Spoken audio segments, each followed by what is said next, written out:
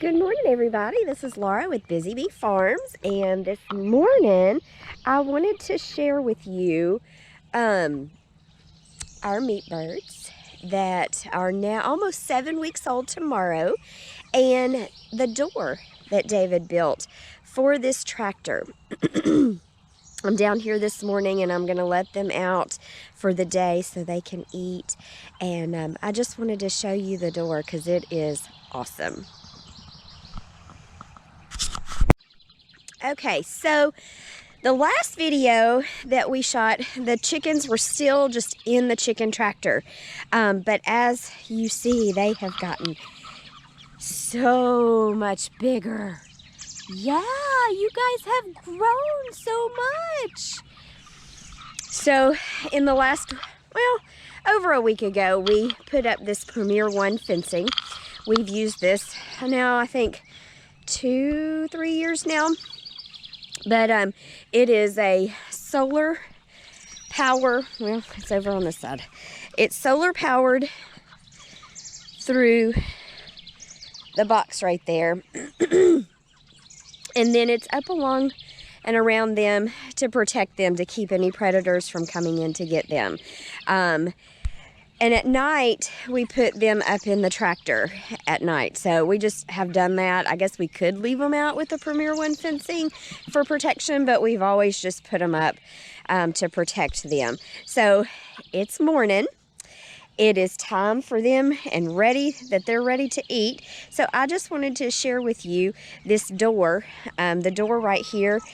David added. Every year we have picked the chickens up to put them away at night in the chicken tractor. Just like I said, we put them up at night for protection, and picking them, every one of them up, is a chore.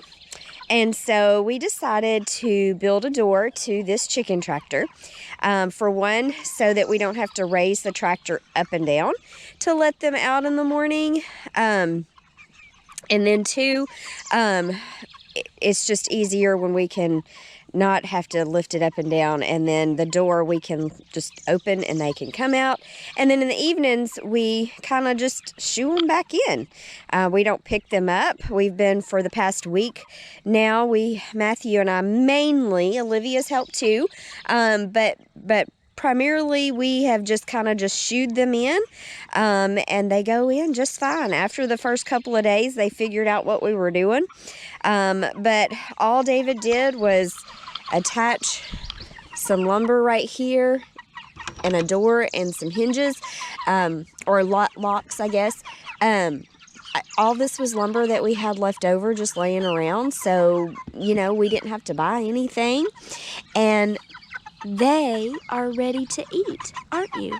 Are you ready for me to open the door? And let's show all these folks how excited y'all get for food? Yeah, let's do it. It did not take them long to figure out what that door meant. It meant they got to come eat. And they all just come running out.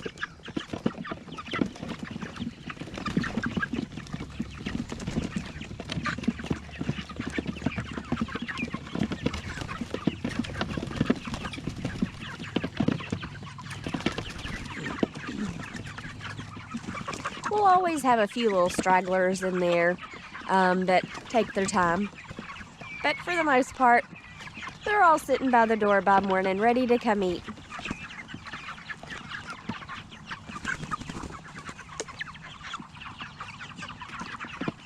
So like I said, they're 7 weeks old tomorrow.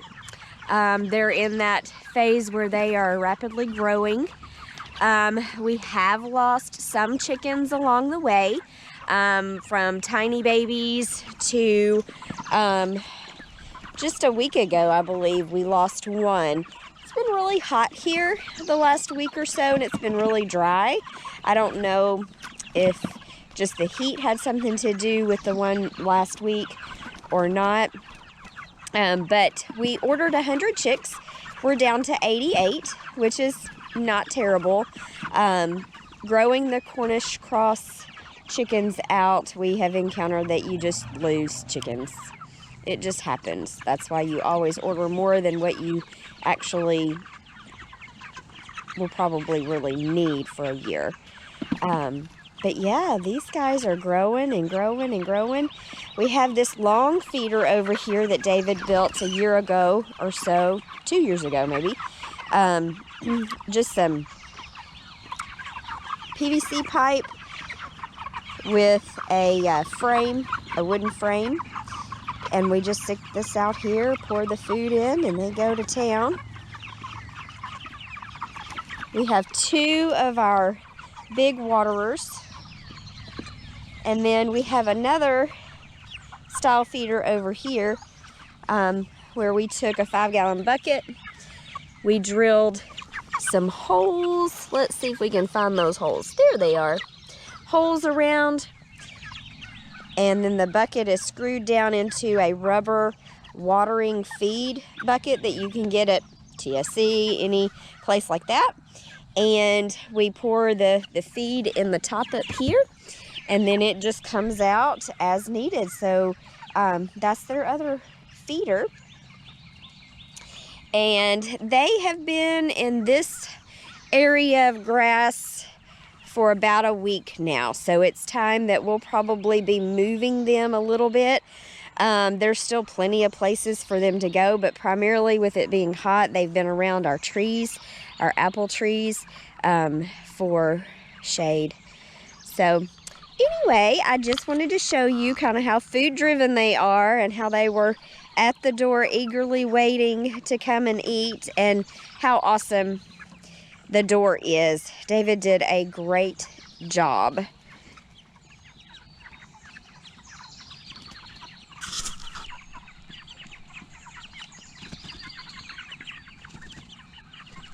And the food that I put out for them this morning, filling up that bucket and filling that up, pretty much lasts them all day. Now with the heat, we've had to come back out, and we have one other waterer that's in their tractor right there. And that one will fill up in the morning and it will last until the evening. This one right here, because it's out in the sun, I've noticed that by afternoon it's a pretty good idea to fill it back up because it goes empty quicker. But that's kind of it. After a few years, we've kind of learned things that work and what don't. And it's been pretty easy. I've basically been able to, I mean, Olivia's helped me the past couple of days, but I've been able to basically take care of them by myself. David and Matthew were out of town on a fishing trip. And so, since I don't have to raise and lower the tractor anymore, I have that wonderful door over there. I don't have to have any help with that. So, it's been great. It has been great.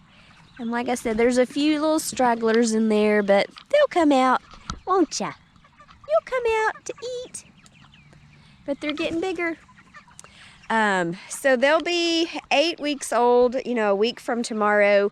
And so it'll probably be that following weekend. So they'll be closer to 9 weeks when we get ready to process them. So they still have a little bit longer to grow, and they will. They'll just take on the food and grow.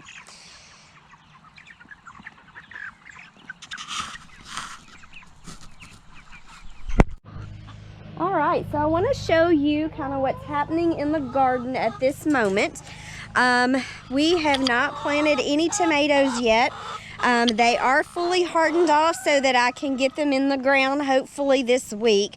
This past week was really busy getting ready for the fishing trip and Matthew in school and just so much going on that we couldn't get out here in the evenings and things to get that done.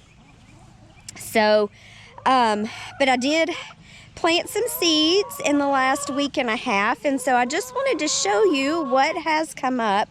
This row right here is going to be our cucumbers, and we do have a few cucumbers coming up down along this row. There's several coming up. These are Eureka cucumbers, and let's see, Parisian gherkin, I believe, is the other part of them. We don't have several that have germinated on this side. This was an older seed, I think, that I put right here. So we'll just see what happens. There's one, and there's one right there. So we'll see. There's plenty of time for cucumbers, so I'm not too worried about that. This row right here is the honey nut squash. And I planted that, like I said, a week and a half ago. And I think we have like 5 or 6 plants that came up. I'm seeing 6 right here. So they are growing. That's awesome. I've never had these before. I hope they're good. But there's 1 and 2. They're supposed to kind of really vine out, just like any kind of more like pumpkin kind of does. So that's why they're here under the trellis. There's 1 and there's 1. They're getting their second leaf, so that's good. There's 1 and there's 1. Now further on down the row here, I planted the Cushaw pumpkin seeds that I had been given. And if you remember, I said that they did not come up when I planted them in just cell trays, except for one. One did germinate, and when I took the dirt and used the dirt to up-pot my tomatoes, one did show up. So I'm going to plant that down here with the rest of them. But the others still have not germinated, so it's a hit or miss, I guess. And then we have planted a row of green beans, and we've had several. I think we counted 13 plants that have come up. And just to show y'all how much this ground cover keeps the weeds out, the only places I have weeds are right here in these holes where I would have plants. And so when I get ready to put a seed there or whatever, I will have to get those weeds out. But if you ever get a crack or a hole in it, then most likely you're gonna have a weed. But other than that, you don't have any weeds, which is great. But these are jade bush green beans, and we planted the whole row. But at this point, I believe we only had 13 to germinate. And there's one up here that the leaves were eaten and eaten off of right here. So I don't know what that is. And then there was this one right here, bless its heart.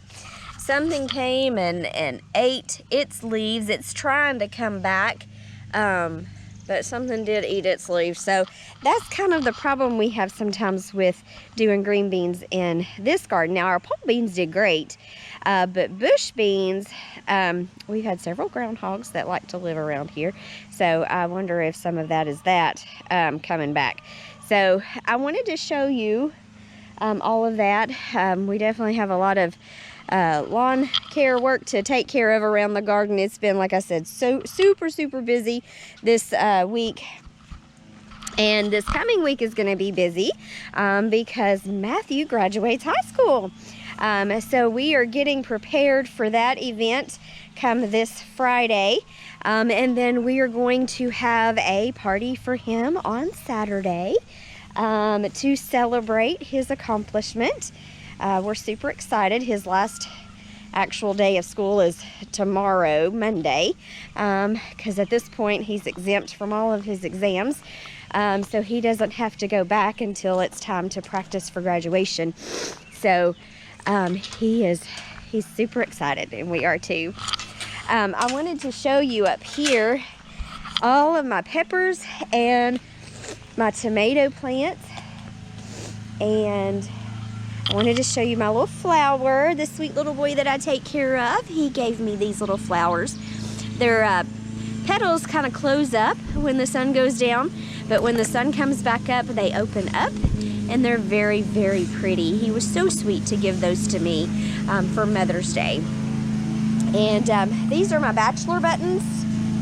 I've never grown those before, so we'll just see what they're doing. And then up here on my porch is where I've kind of hardened off everything. It's kind of just beautiful to walk out and see everything. But here are my peppers that we will plant in the next week or so. And some zinnias. These are little bitty zinnias. I can't remember what variety those are. My cilantro has bolted and gone to seed.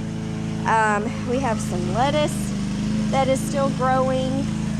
Our carrots are still growing. Our kale, of course, is still going. I finally had a good amount of that Merlot lettuce to grow, and that's beautiful. I think I will absolutely grow that again. That is beautiful, as long as it tastes good. Now, I hadn't tasted it yet because we just now got that amount right there. So my pansies have bloomed, and so I potted them in here.